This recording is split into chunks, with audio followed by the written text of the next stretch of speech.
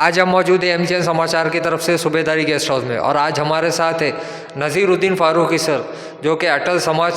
सेवा संस्था के संस्थापक है। और कुछ दिन पहले सर ने क्रांति चौक मस्जिद का वक्फ बोर्ड का मुद्दा उठाया था। आइए सर से इस ताल्लुक से बात करते। सर, अभी आपने कुछ दिन पहले क्रांति चौक का जो मुद्दा उठाया था,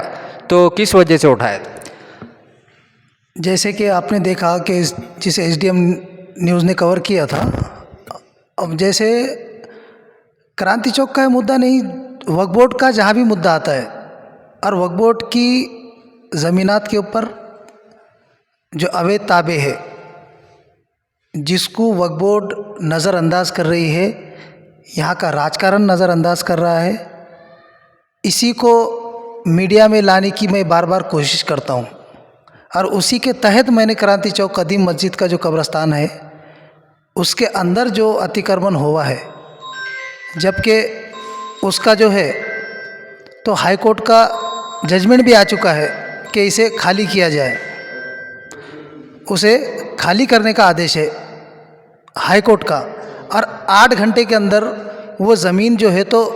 वक्फ बोर्ड के कब्रस्तान के अंडरटेकिंग लिया जाए, इस तरीके का हाई कोर्ट का, मुंबई हाई कोर्ट का जजमेंट है। उसकी कॉपी भी हमारे पास में है, दीवानी न्यायालय में भी वो हार चुके हैं, और मुंबई हाई कोर्ट के अंदर भी जो है तो वक्फ बोर्ड की तरफ से फैसला आया है। जब ये मुद्दा जो है तो तमाम लोगों को मालूम है, हर राजकारणी को मालूम है, तब भी जो है तो इसके ऊपर कोई आवाज़ उठाने के लिए या उस जगह को खाली करने के लिए कोई सामने नहीं आता है। ऐसे बहुत सारे वक्फ बोर्ड के मसले हैं जो मैं आपके मीडिया के माध्यम से जो है तो जनता के सामने लाना चाहता हूं। और जनता ने जो है तो राजकारणियों से, जो समाज के ठेकेदार बन के बैठे हैं, उनसे पूछना चाहिए कि इसके ऊपर आवाज़ क्यों नहीं उठती है। नज़ीर साहब, एक सवाल ये भी उठता है कि आज अमूमन देखने में आया था वक्फ बोर्ड प्रॉपर्टी के जो ओरिजिनल जो मिल्कियत के जो अख्तार है, माइनॉरिटी सेक्शंस के जो मुस्लिम जो भाई बहने हैं, जो आज कई मस्जिदों के सामने भीख मांग रहे हैं, कई बेघर है, कई रोडों के ऊपर पड़े हुए हैं, क्या आपको ऐसा नहीं लगता है कि वक्फ बोर्ड की जो इतनी ज़मीनात जो खाली पड़ी हुई है या जिसके ऊपर अवैध ताबे है, तो क्या वक्फ बोर्ड या वक्फ बोर्ड के सीईओ साहब ने इसके ऊपर कार्रवाई करके ऐसे लोगों को मकानात बना के नहीं देने चाहिए? देखिए, वक्फ बोर्ड का जो काम का अंदाज़ है, उस अंदाज को चेंज करने के लिए जब तक ज़िम्मेदार नेता, जिसको समाज चुन कर देता है, जैसे कि आज हमारे पास अगर ज़िम्मेदारी की बात हम करते हैं तो आज हमारे पास वक्फ बोर्ड के मेंबर के साथ साथ जो है तो एक मुस्लिम खासदार हमारे पास में है, और कहीं ना कहीं हमको खासदार साहब से बहुत उम्मीद है कि कहीं ना कहीं जो है तो वक्फ बोर्ड के अंदर जो अभी तक के जो मसले मसाइल चल रहे थे, इसके ऊपर खासदार साहब स्पेशली अपनी नज़रें इनायत करेंगे। और मैं बार बार खासदार साहब का नाम लेता हूँ, मैं इसलिए हक से नाम लेता हूँ क्योंकि कहीं ना कहीं मैंने भी जो है तो खासदार साहब को वोट किया है, उस वोट के नाते से मैं खासदार साहब का नाम लेता हूँ। और मुझे एक पढ़े लिखे एजुकेटेड खासदार से उम्मीद है, वरना कई खासदार आए और कई खासदार चले गए, लेकिन ये एक एजुकेटेड खासदार है और हमें इनसे बहुत उम्मीद है, क्योंकि मेरा समाज जो है तो बहुत नीचे के तबके में जा चुका है, तो समाज को कहीं ना कहीं सपोर्ट करना पड़ेगा। जैसे आपने अभी सवाल किया कि हमारी माँ बहनें जो है तो मस्जिदों के पास में भीख मांगते नज़र आ रही है, उसकी वजह है, मैं आपको वो क्लियर करना चाहता हूँ। बिल्कुल आपका जो सवाल है एकदम बुनियादी सवाल है, मगर वक्फ बोर्ड जो 400 रुपये की किराए की बात, जो 100 साल पुरानी बात है, उसे आज तक रिन्यू क्यों नहीं किया गया? जैसे आप देख लीजिए शाहगंज की मस्जिद, उसके अंदर जो चारों तरफ से दुकानें हैं, उनको 500, 600, 300 ऐसा किराया है। तुम क्रांति चौक में चले जाएंगे तो क्रांति चौक का जो है तो हाई कोर्ट का जजमेंट आ चुका है, फिर भी वो खाली नहीं हो रही है। उसके बाद में जो है तो बहु विकास बैंक, जिसका हाई कोर्ट का जजमेंट है कि उस बिल्डिंग को खाली किया जाए, वहाँ पर जो भाड़ेकरू है, वो जो पोर्ट भाड़ेकरू है, उनको क्यों खाली किया नहीं जा रहा? ये बहुत सारे सवाल आते हैं। और वक्फ बोर्ड जो ज़मीनात करोड़ों की है,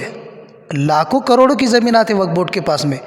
जिससे जो है तो गौर गरीब यतीम यसीर बेवाओं की हम मदद कर सकते, और वो भी मदद जो है तो अच्छी मदद कर सकते। आज शाहगंज के एरिया में अगर आप बात करेंगे साहब, तो शाहगंज में आपको 40,000 से भी किराए से दुकान नहीं मिलेंगी। तो वक्फ बोर्ड इनसे 400 का किराया क्यों ले रहा है, 600 का किराया क्यों ले रहा है, चाहे 2,000 के अंदर इनका किराया है। तो वक्फ बोर्ड जब पोर्ट भाड़े करू रख के जो जिसने लिस्ट पर लिया है, आज मस्जिद को किराया कितना दिया जा रहा है, 400 500 600, तो मस्जिद को किराया दिया जा रहा है, तो वो किराया बढ़ाकर जो पोर्ट भाड़े करू ने जो भाड़े करू रखा है, तो वो भाड़े करू को 40-40 हज़ार किराया है, तो उसको ये अधिकार नहीं है। हम वक्फ बोर्ड अगर किसी को ज़मीन लिस्ट के ऊपर देता है, तो वक्फ बोर्ड का कानून है कि वो कोई पोर्ट भाड़े करू रख नहीं सकता है। अच्छा सर, अभी अगर वक्फ बोर्ड इस पे अगर कार्रवाई नहीं करती है, ज़मीनों का जो भी ऐसे है, जो भी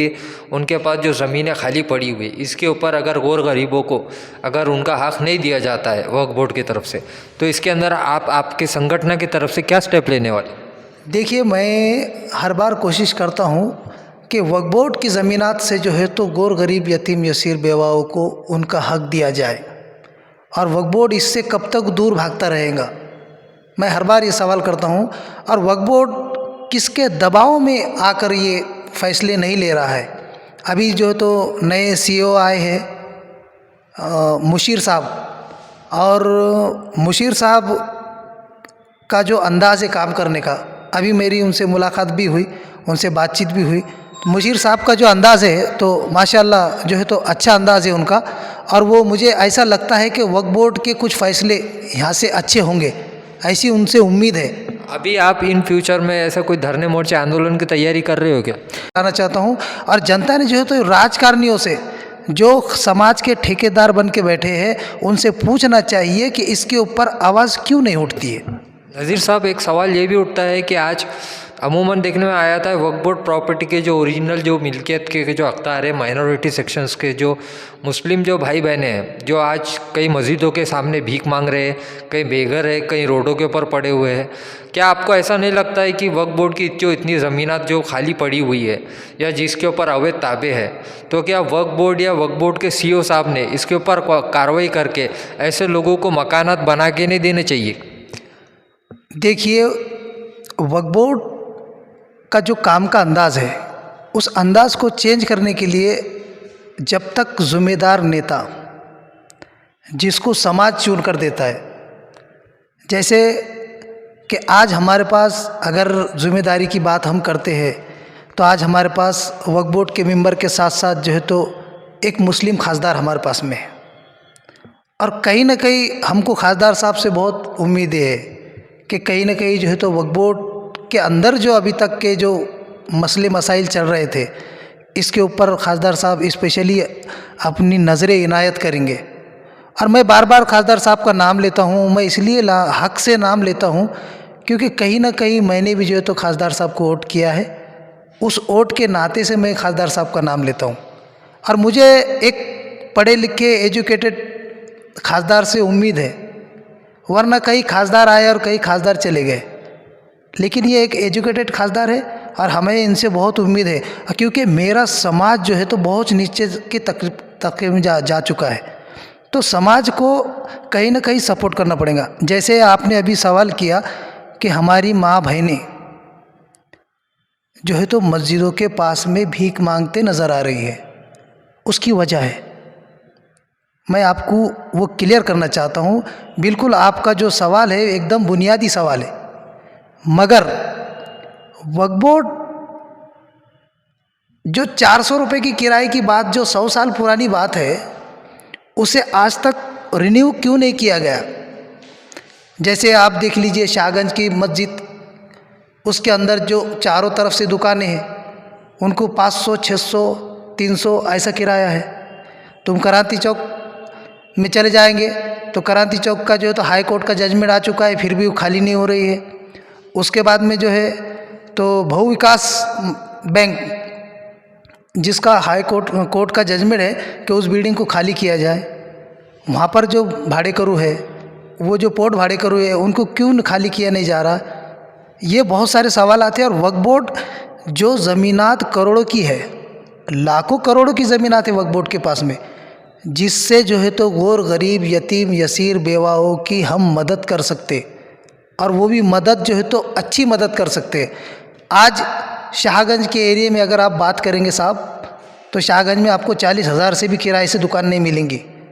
तो वक्फ बोर्ड इनसे 400 का किराया क्यों ले रहा है, 600 का किराया क्यों ले रहा है, चाहे 2,000 के अंदर इनका किराया है।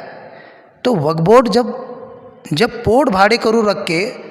जो जिसने लिस्ट पर लिया है, आज मस्जिद को किराया कितना दिया जा रहा है, 400 500 600, तो मस्जिद को किराया दिया जा रहा है, तो वो किराया बढ़ाकर जो प्लॉट भाड़े करू ने जो भाड़े करू रखा है, तो वो भाड़े करू को 40-40 हज़ार किराया है, तो उसको ये अधिकार नहीं है। हम वक्फ बोर्ड अगर किसी को ज़मीन लिस्ट के ऊपर देता है, तो वक्फ बोर्ड का कानून है कि वो कोई प्लॉट भाड़े करू रख नहीं सकता है। अच्छा सर, अभी अगर वक्फ बोर्ड इस पे अगर कार्रवाई नहीं करती है, ज़मीनों का जो भी ऐसे है, जो भी उनके पास जो ज़मीनें खाली पड़ी हुई, इसके ऊपर अगर गौर गरीबों को अगर उनका हक़ नहीं दिया जाता है वक्फ बोर्ड की तरफ से, तो इसके अंदर आपके संगठन की तरफ से क्या स्टेप लेने वाले? देखिए, मैं हर बार कोशिश करता हूँ कि वक्फ बोर्ड की ज़मीनात से जो है तो गौर गरीब यतीम यसीर बेवाओं को उनका हक़ दिया जाए,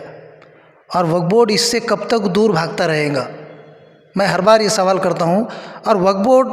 किसके दबाव में आकर ये फैसले नहीं ले रहा है। अभी जो तो नए CEO आए हैं मुशीर साहब, और मुशीर साहब का जो अंदाज़ है काम करने का, अभी मेरी उनसे मुलाकात भी हुई, उनसे बातचीत भी हुई। मुशीर साहब का जो अंदाज़ है तो माशाल्लाह जो है तो अच्छा अंदाज़ है उनका, और वो मुझे ऐसा लगता है कि वक्फ बोर्ड के कुछ फ़ैसले यहाँ से अच्छे होंगे, ऐसी उनसे उम्मीद है। अभी आप इन फ्यूचर में ऐसा कोई धरने मोर्चे आंदोलन की तैयारी कर रहे हो क्या? बिल्कुल, मैं जो है तो बहुत जल्द जो है तो एक आंदोलन करने वाला हूँ कि वक्फ बोर्ड की ज़मीनात के जो प्लॉट भाड़े करू है